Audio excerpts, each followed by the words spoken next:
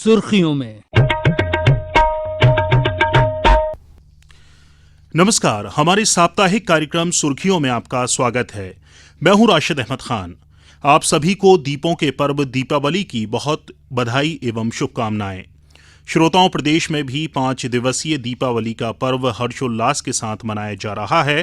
रोशनी का पर्व दीपावली पटाखों के बिना अधूरा है। हालांकि बदलते वक्त के साथ पटाखे भी कई प्रकार के बनने लगे हैं। सर्वोच्च न्यायालय और राष्ट्रीय हरित अधिकरण द्वारा जारी आदेशों के पालन में मध्य प्रदेश प्रदूषण नियंत्रण बोर्ड ने दीपावली के दौरान पटाखों के निर्माण, उपयोग, विक्रय, वितरण एवं पटाखे चलाने के संबंध में दिशा निर्देश जारी किए हैं। इनमें प्रदूषण से बचने के लिए ग्रीन पटाखों के प्रयोग पर जोर दिया गया है। आखिरकार हम सब ये जानना चाहेंगे कि ग्रीन पटाखा क्या है, इसकी पहचान क्या है और ग्रीन पटाखे चलाने से किस प्रकार प्रदूषण से बचा जा सकता है। इस अहम मुद्दे पर बात करने के लिए आज हमारे साथ स्टूडियो में मौजूद हैं पर्यावरणविद डॉक्टर सुभाष पांडे जी। डॉक्टर साहब, बहुत आपका स्वागत है स्टूडियो में।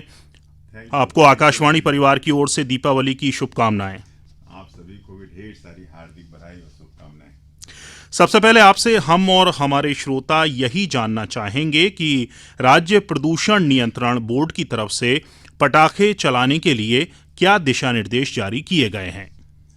राशिद जी, माननीय सर्वोच्च न्यायालय, सुप्रीम कोर्ट और नेशनल ग्रीन ट्रिब्यूनल, इन दोनों के डायरेक्शंस के बाद स्टेट पॉल्यूशन कंट्रोल बोर्ड्स ने उन डायरेक्शंस को ही अपने रूलिंग में बना करके और एक दिशा निर्देश जारी किए गए हैं। और उसके तहत जो है ये निश्चित किया गया है कि भारत भर में जहां पर भी पॉल्यूशन का लेवल AQI, उसको बोलते हैं एम्बिएंट एयर क्वालिटी, AQI का लेवल 200 से ज़्यादा हो, वहां पर फटाके फोड़ने की मनाही है। लेकिन अन्य सभी जगहों पर जहां पर AQI का लेवल 200 से कम है, उन सभी जगहों पर फटाके फोड़े जा सकते हैं। लेकिन उन फटाकों को फोड़ने में भी आप ग्रीन फटाकों का इस्तेमाल करें। जी जी। और इसके अलावा कुछ सावधानियां हैं राशिद जी, जैसे उन्होंने कहा कि फटाके फोड़ते समय आप पर्याप्त दूरी बनाए के रखें, घर के बाहर फटाके फोड़ें, जहां पर हवा चलती रहे वहां पर फटाके फोड़ें, और इस तरह की तमाम सावधानियां भी उन्होंने वो दिशा निर्देशों में विस्तार से बताई गई हैं। जी जी। डॉक्टर साहब, ये एक आम धारणा बनती जा रही है पिछले कुछ वर्षों में कि पटाखों पर प्रतिबंध लगाया जा रहा है, जबकि ऐसा नहीं है। श्रोताओं को आप कैसे बताना चाहेंगे कि दीपोत्सव तो पटाखों के बिना अधूरा है, फिर हम किस प्रकार के पटाखे हमें दीपोत्सव में चलाने चाहिए, जलाने चाहिए? बहुत बढ़िया प्रश्न है। देखिए राशिद जी, जैसा आपने कहा कि हम परंपरागत रूप से अपने देश में जो है फटाखे जलाते आ रहे हैं जी, तो इसीलिए हम सीधे ये तो नहीं कह सकते कि किसी भी कोर्ट के आदेश से या किसी भी सरकारी संस्था के आदेश से जो है वो फटाखों को जलाना बंद कर दें। लेकिन ये हम सबको मालूम होना चाहिए कि फटाखे जलाने से पॉल्यूशन फैलता है और न केवल पर्यावरण को बल्कि हमारे हेल्थ हाइजीन को नुकसान तो होता ही है। जी। इसीलिए मेरा अपना मानना है कि फटाखे जलाएं, लेकिन उसमें आप संयम बरतें। आप संयम बरतने के अलावा सावधानी बरतें और तभी कुछ जो है हम देश और पर्यावरण के हित में और अपने हित में जो है वो माकूल हम उसके लिए उपलब्धि पा सकते हैं। जी डॉक्टर साहब, एक दिशा निर्देशों में जो बात बहुत जोर दिया गया है ग्रीन पटाखा, तो एक बहुत कौतूहल भी है कि ग्रीन पटाखा होता क्या है, कैसा होता है, कैसे दिखता है और लोग, आम लोग भी कैसे इसकी पहचान करें। देखिए राशिद जी, बात यह है कि आम फटाखे और ग्रीन फटाखे के अंदर कोई खास ऐसा पहचान नहीं जिसको देख करके पब्लिक कम से कम वो पहचान सके। ये तो वैसी कुछ बात हो गई जैसे ऑर्गेनिक फूड है और नॉन ऑर्गेनिक फूड है। केमिकल फूड और ऑर्गेनिक फूड के अंदर पहचान क्या है? जिसके पास सर्टिफिकेशन है उसके पास पहचान है। इसी तरह से गवर्नमेंट, मध्य प्रदेश गवर्नमेंट ने और गवर्नमेंट ऑफ इंडिया ने नीरी नागपुर को, नीरी जो है वो पर्यावरण का एक बहुत अंतर्राष्ट्रीय संस्थान है जो केंद्र सरकार के द्वारा संचालित किया जाता है, तो नीरी नागपुर का सर्टिफिकेशन दिया है कि जिन भी फटाकों के ऊपर नीरी नागपुर जो है वो उसका ट्रेडमार्क लगा हो, इसका मतलब वो फटाके ग्रीन फटाके हैं। अदरवाइज बाकी जो फटाके हैं वो सामान्य फटाके हैं। केवल उस मार्क को देख करके ही आप पहचान सकते हैं, वरना फटाके जो मिले हुए रहते हैं उनको देख करके आप पहचान नहीं कर सकते। जी जी। और ये ग्रीन पटाखे आम पटाखों मतलब अगर हम फ़र्क में देखें, क्योंकि ख़ास तौर से दीपावली के पर्व पर बच्चों को में बड़ा पटाखों को और विशेष तौर पर चक्री, फुलझड़ी और इनको लेकर बहुत कौतूहल रहता है, आकर्षण रहता है। तो क्या जो ग्रीन पटाखे हैं वो रोशनी के साथ आवाज़ में भी उतने हैं? क्योंकि रोशनी का तो स्पष्ट किया है कि तेज़ होगी रोशनी। और मैं आपको बताऊं राशिद जी कि कल मैंने एक्सपेरिमेंट किया, क्योंकि मैंने खुद मेरी जनता की लैब नाम से मेरा खुद का अपनी लैब है, जिसमें मैं सार्वजनिक सरोकार की चीज़ों को पूरा किया करता हूं। जी जी। मैं पर्यावरणविद हूं, तो इसलिए पर्यावरण संबंधी इस कार्य को मैंने किया था। तो मैंने कुछ ग्रीन फटाकों के सैंपल लिए और कुछ सामान्य फटाकों को, इनको लेकर के अभी तक मेरे ऑब्जर्वेशन में ऐसी चीज़ नहीं आई कि ग्रीन फटाखे फोड़ने से पॉल्यूशन कम हो रहा हो या ग्रीन फटाखे फोड़ने से आवाज़ नॉइस पॉल्यूशन नहीं हो रहा हो। देखिए, दो तरह का प्रदूषण होता है फटाकों से, चाहे वो किसी भी तरह के फटाके हो। एक होता है ध्वनि प्रदूषण, नॉइस पॉल्यूशन, और दूसरा होता है वायुमंडल को प्रदूषण, या जो पॉल्यूशंस को बोलते हैं हम, जो ये वायुमंडल संबंधी प्रदूषण है उसको बोलते हैं। वायुमंडल संबंधी प्रदूषण का मतलब होता है हमारे सांस लेने में तमाम तरह की जो गैसें उत्पन्न होती हैं, जो इनका जहरीला प्रभाव होता है, जी। जिसको आपने कभी कभी सुना होगा PM 2.5, PM 10 जी। तो ये जो PM शब्द निकला है, पार्टिकुलेट मैटर शब्द निकला है, ये वायु संबंधी, श्वास संबंधी बीमारियों वाले गैसें हैं जी। और दूसरा होता है ध्वनि संबंधी, जिससे हमारे कान की तीव्रता पर प्रतिकूल प्रभाव पड़ता है जी। इन दोनों परिप्रेक्ष्य में जब मैंने कल एक्सपेरिमेंट किया, तो ग्रीन फटाकों से और जो सामान्य फटाके हैं, इन दोनों में मैंने तो कोई ऑब्जर्व ऐसा नहीं कर पाया मैं, जिससे मैं कह सकूं कि नहीं ग्रीन फटाकों से नॉइस कम होता है या ग्रीन फटाकों से पार्टिकुलेट मैटर PM 2.5 और PM 10 की इंटेंसिटी में कोई फर्क मिलता है। लेकिन चूंकि ये इसे नीरी नागपुर के द्वारा सर्टिफिकेशन दिया गया है, निसंदेह उसका हेल्थ पर इम्पैक्ट जरूर कम पड़ता होगा। और यही कारण है कि नीरी नागपुर या गवर्नमेंट ऑफ इंडिया के द्वारा या NGT के द्वारा इसे अप्रूवल दिया गया है और दिशा निर्देश जारी किए गए हैं कि ग्रीन फटाकों का इस्तेमाल करें, तो उससे हम हेल्थ और अपने हाइजीन को हम कहीं ज़्यादा बेहतर एड्रेस कर पाएंगे। जी जी। डॉक्टर साहब, ग्रीन पटाखों को चलाने के लिए क्या कोई सावधानी मतलब अलग से बरतनी पड़ेगी, जैसा कि सामान्य पटाखे जलाने के वक्त बरतनी पड़ती है कि आग से दूर से लगाएं या कुछ? हाँ, इसमें राशिद जी मैं ये कहना चाहता हूँ कि चाहे वो ग्रीन फटाखे हों, और यदि सरकार ने कहा है और जनता जो है उन तक ये मैसेज पहुँचे है, तो आपको बाजार से आप कोशिश करें कि अपने हित में, अपने परिवार के हित में और समाज के हित में ग्रीन फटाखे ही लाएं जी। और यदि ग्रीन फटाखे आपके पास हैं या किसी भी तरह के फटाखे अदरवाइज यदि आपके पास उपलब्ध नहीं और फटाखे आप ले ही आ चुके हैं, तो हमारे बोलने से तो आप रुकेंगे नहीं, जलाएंगे। तो आप जब भी करें तो उनको, उन सावधानियों को आप बरतें जिन सावधानियों को पॉल्यूशन कंट्रोल बोर्ड के द्वारा पहले ही निर्देशित किया गया है। जैसे कई चीजें तो पब्लिक जानती है कि आप घर के अंदर फटाखे जलाने की जो है वो किस तरह की रिस्क ना लें। आप हमेशा फटाखे जलाएं तो आप खुली हवा में जलाएं, ताकि जो पॉल्यूशन निकले वो बाहर निकल जाए। आप हमेशा डिस्टेंस बनाए रखें, किसी भी हालत में 10 फीट की दूरी से अधिक दूरी आप बनाए रखेंगे तो उससे आप न केवल खुद सुरक्षित रहेंगे बल्कि दूसरों को भी आप किसी तरह की हानि होने से बचा पाएंगे। तीसरी बात रहती है कि जो फटाके जो है बहुत ज्यादा एक्सप्लोसिव हैं, जैसे रस्सी बम टाइप को जो है, सुतली बम या रस्सी बम टाइप की जो चीजें रहती हैं, उनको आप अवॉइड करें, क्योंकि उनसे 125 डेसिबल से अधिक तीव्रता की ध्वनि उत्पन्न होती है और इतनी तीव्रता की ध्वनि जो है वो हमारे कान को बहुत बुरी तरह से डैमेज कर सकती है। यहाँ ये आपके सभी सुनने वालों को मैं बताना चाहता हूँ विशेष जोर दे करके कि मैंने एक याचिका 2014 में लगाई थी और वो ध्वनि प्रदूषण पर लगाई थी। उस समय ये आदेश निकला था, मध्य प्रदेश, छत्तीसगढ़, राजस्थान सरकारों को ये आदेश दिया गया था कि 125 डेसिबल से ऊपर तीव्रता के जितने भी फटाके हैं उनका निर्माण, उनका विक्रय, उनका संधारण करना और उनके उपयोग पर प्रतिबंध लगाया गया था। फिर भी चोरी छिपे फटाके आते हैं, तो मेरे आपके सभी सुनने वालों से ये बहुत विनम्र गुजारिश है कि आप इन सब चीजों का इस्तेमाल ना करें जो पहले से प्रतिबंधित हैं, और विशेष रूप से जो बहुत ज्यादा ध्वनि उत्पन्न करते हैं, विशेष रूप से रस्सी बम टाइप की चीजें हैं, उनसे आप दूर रहें, क्योंकि वो अन्यान्य रूप से आपको, आपके परिवार को और बहुत सारी चीजों को नुकसान पहुंचाते हैं। जी, मेरा अगला प्रश्न भी आपके जवाब से जुड़ा हुआ ही है और वो शायद इससे और डिटेल इस प्रश्न के जवाब में वो मिल जाएगा कि जो प्रदूषण, सामान्य तौर पर जो पटाखों से प्रदूषण होता है, वायु प्रदूषण, इसके अलावा और क्या क्या नुकसान होते हैं सामान्य तौर पर जो पटाखे रहते हों, और इसके बाद जो है वो पटाखे होते कितने तरह के हैं, और फिर उसके नुकसान का हम थोड़ा सा आकलन करें। बढ़िया। ये राशिद भाई बहुत ही बढ़िया प्रश्न है। दरअसल क्या है कि फटाके जो है वो दो तरह से हम लोगों को नुकसान करते हैं। हमारे जल, जंगल, जमीन या हमारा जो वातावरण है उसको दो तरह से खराब करते हैं। फटाकों से कुछ फटाके ऐसे होते हैं जिनसे ध्वनि प्रदूषण बहुत ज़्यादा उत्पन्न होता है। जैसे लक्ष्मी बम, एटम बम, रस्सी बम टाइप की जो चीज़ें होती हैं जो बहुत ज़्यादा तीव्रता से फटते हैं, वो फटाके जो है वास्तव में वो फोड़ने लायक नहीं है। उससे ध्वनि प्रदूषण ही इतना ज़्यादा होता है कि यदि कोई आदमी 75 साल से ऊपर की आयु का है या 5 वर्ष से नीचे की आयु का कोई शिशु है तो उनके कान के पर्दे फटने की बहुत अधिक संभावना रहती है। जी। यदि आप फटाके किसी भी तालाब के किनारे जला रहे हैं तो आप मानिए कि जो जलीय जीव जंतु हैं उनके अंदर बड़े हेरिडिटरी चेंज आ सकते हैं। हो सकता है वो अचानक उनकी कार्डियोवैस्कुलर उनको डिसीज हो जाए, डेथ हो जाए, उनकी सडन डेथ हो सकती है जो जलीय जीव जंतु हैं उनके लिए। यदि आप किसी भी जंगल, जैसे हमारे पास यहाँ वन विहार है या कोई भी आपका रिजर्व केंद्र है या कोई भी पार्क है, उसके पास आप जलाते हैं तो जो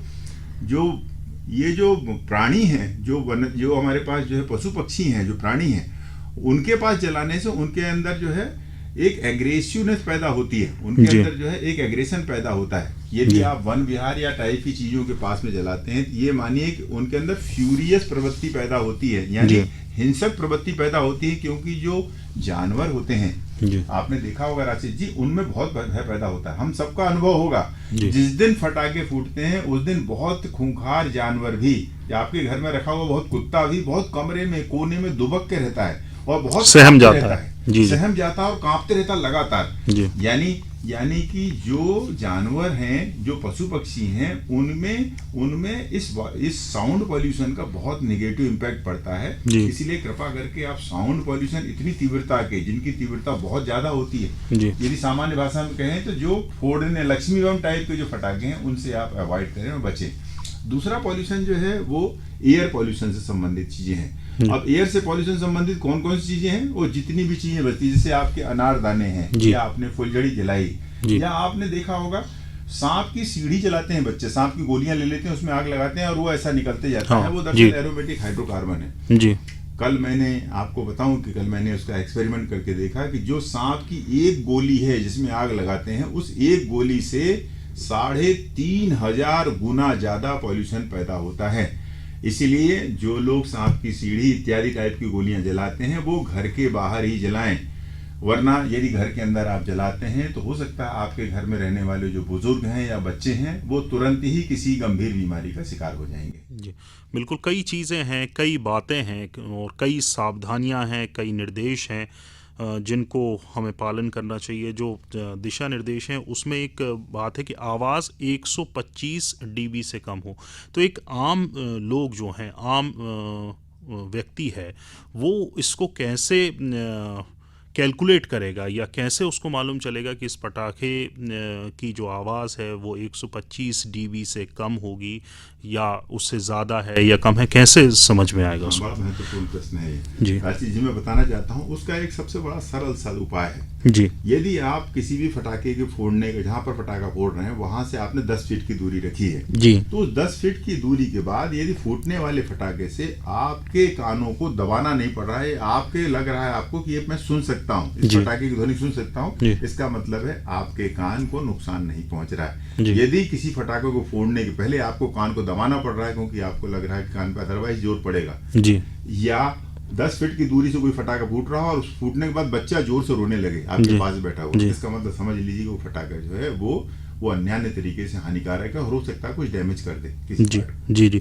श्रोताओं, ये बहुत महत्वपूर्ण डॉक्टर साहब ने एक उपाय बताया है और एक पहचान बताई है कि अगर 125 dB जो कि दिशा निर्देशों में कहा गया है कि इससे कम के जो हैं आवाज़ वाले पटाखों का ही इस्तेमाल करना है, तो इसकी पहचान कैसे की जाए कि 10 फीट दूर अगर पटाखा चल रहा है और उसकी आवाज़ को सुनने के बाद आपको दोनों हाथों से अपने कानों को दबाने की ज़रूरत नहीं पड़ रही है, यानी कि आप बगैर परेशानी के उसको सुन पा रहे हैं, तो वो चलाने योग्य है और वो पटाखा बच्चों, बुजुर्गों और जो पशु पक्षी हैं उनके लिए भी नुकसानदायक नहीं होगा। तो ये एक महत्वपूर्ण बात है जो डॉक्टर साहब ने बताई है। आप भी, क्योंकि कोई मीटर हर शख्स के पास नहीं रहता है, सामान्य लोगों के पास नहीं रहता है, लेकिन एक अच्छा उपाय डॉक्टर साहब ने बताया कि कैसे जो आवाज़ है उसकी पहचान की जाए। डॉक्टर साहब, आवाज़ की तो हो गया, वायु प्रदूषण को लेकर और कैसे पहचान की जाए, आम लोग कैसे प्रदूषण का जो मानक है वो तय करें कि ये फला फटाका जो है वो नहीं चलाना है क्योंकि उससे प्रदूषण ज़्यादा होता है, और कौन से जो ग्रीन पटाखे भी सरकार ने जो दिशा निर्देशों में कहे हैं वो चलाने चाहिए। किस तरीके से लोग वायु प्रदूषण के संबंध में अपने मानक तय करें। राशि जी, जैसे हमने कहा कि अब दूसरा पार्ट जो रहता है वो रहता है प्रदूषण, या अपन कहें कि वायु प्रदूषण को लेकर के। जी। अब इसमें क्या होता है कि एक सबसे जो मूलभूत जो है, जो हमें कोरोना के कारण ही सही, लेकिन हमें एक जो प्रोटेक्टिव मेजर मिला हुआ है कि हम मास्क लगा के चल रहे हैं। जी। आप किसी भी हालत में, चाहे अपने घर में ही आप फटाखा जला रहे हो, लेकिन आप मास्क पहन करके ही फटाखे जलाएं। इससे न केवल आप कोरोना इत्यादि बीमारियों से बचेंगे, बल्कि आप वायु प्रदूषण को बहुत अधिक मात्रा में रोकने में सफल होंगे। जी। तो ये जो मास्क है, वो मास्क लगाने के बाद ही आप फटाखा फोड़ने का, आप फटाखा फोड़ते हैं तो फटाखे का इस्तेमाल करें।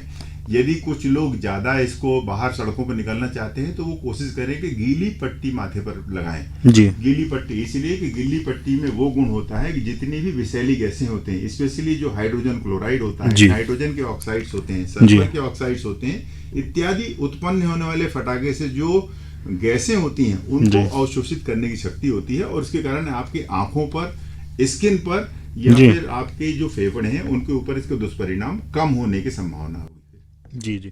डॉक्टर साहब, हम अपने श्रोताओं को 29 उन ज़िलों के नाम भी बता देते हैं जो कि सरकार ने अपने दिशा निर्देशों में, जिनकी जो वायु गुणवत्ता है वो संतोषजनक बताई है कि राहत के सांस ले सकते हैं वहाँ के लोग इनमें। और उसके बाद मैं उन ज़िलों का नाम भी बताऊंगा जहाँ पर जो वायु की गुणवत्ता है वो थोड़ी चिंताजनक है। बहरहाल जो विदिशा है, खरगोन है, सीहोर, छतरपुर, खंडवा, शिवपुरी, रीवा, सीधी, राजगढ़, बैतूल, सतना, पन्ना, छिंदवाड़ा, टीकमगढ़, शाजापुर, बालाघाट, निवाड़ी, गुना, झाबुआ, नरसिंहपुर, दतिया, मंडला, सिवनी, अशोकनगर, शहडोल, डिंडोरी, उमरिया, मंदसौर और आगर मालवा, ये वो 29 ज़िले हैं जहां पर संतोषजनक गुणवत्ता है वायु की। और जिन ज़िलों में 8 बजे से 10 बजे तक का समय तय किया गया है उनमें जो हैं भोपाल है, कटनी, हरदा, धार, रतलाम, रायसेन, इंदौर, नीमच, उज्जैन, सागर, जबलपुर, होशंगाबाद, भिंड, मुरैना, श्योपुर, दमोह, अनूपपुर, देवास, बुरहानपुर, बड़वानी और अलीराजपुर का नाम है। इनमें 8 बजे से 10 बजे तक का समय तय किया गया क्योंकि वायु की गुणवत्ता को लेकर प्रश्न उठे थे और उसकी वायु की इन ज़िलों में गुणवत्ता उतनी बेहतर नहीं है।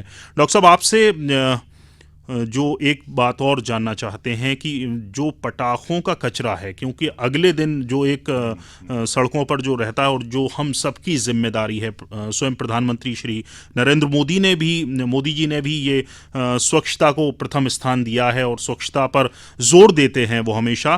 तो अगले दिन हम किस तरह से जो कचरा है पटाखों का, उसको कहाँ उचित स्थान पर कहाँ डिस्पोज करें, कहाँ फेंकें? राशिद जी, मैं इसी में आपकी बात में एक चीज जोड़ना चाहता हूँ कि जब आप फटाखा फोड़ें, यदि आप अपने घर भी फोड़ रहे हैं तो आप कोशिश करें कि आपके घर के खिड़की दरवाजे बंद हों, बाहर से आप रहें और आप बाहर से फटाखे फोड़ लें, लेकिन उस समय आप अपने घर के दरवाजे खिड़की ना खोलें।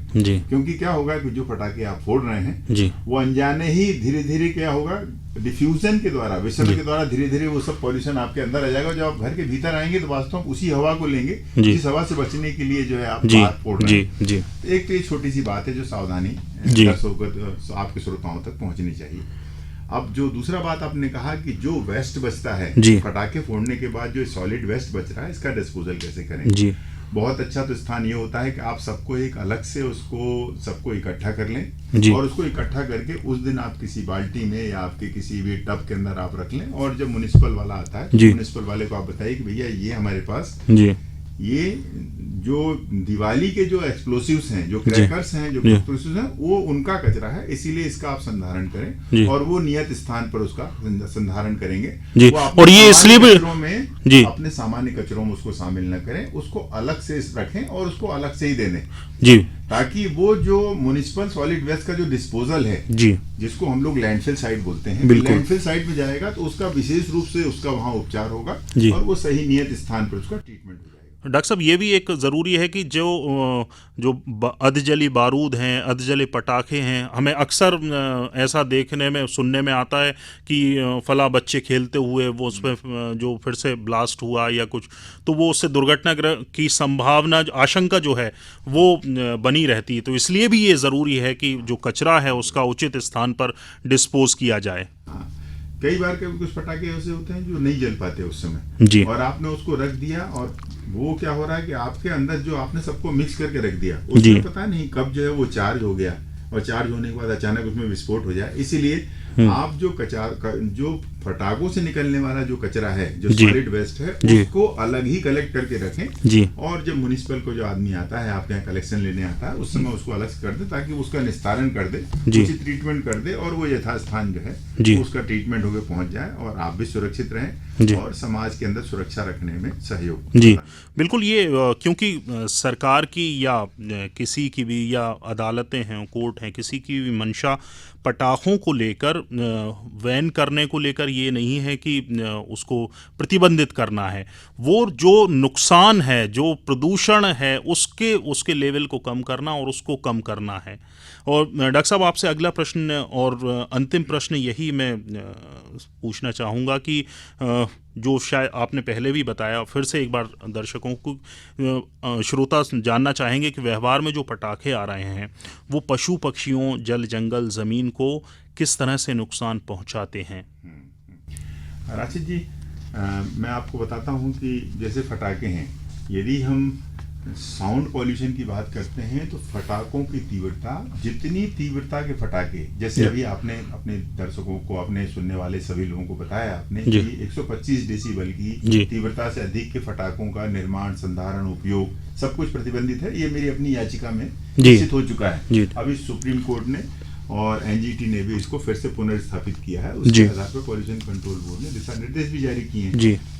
तो ये 125 डेसिबल तो हमारे लिए हैं, इससे अधिक आप न जमाएं। लेकिन जब आप पशु पक्षियों की बात करते हैं तो वो तो 60 डेसिबल के बाद ही उनको नुकसान होने लगता है, उनके अंदर बहुत नुकसान होता है जी।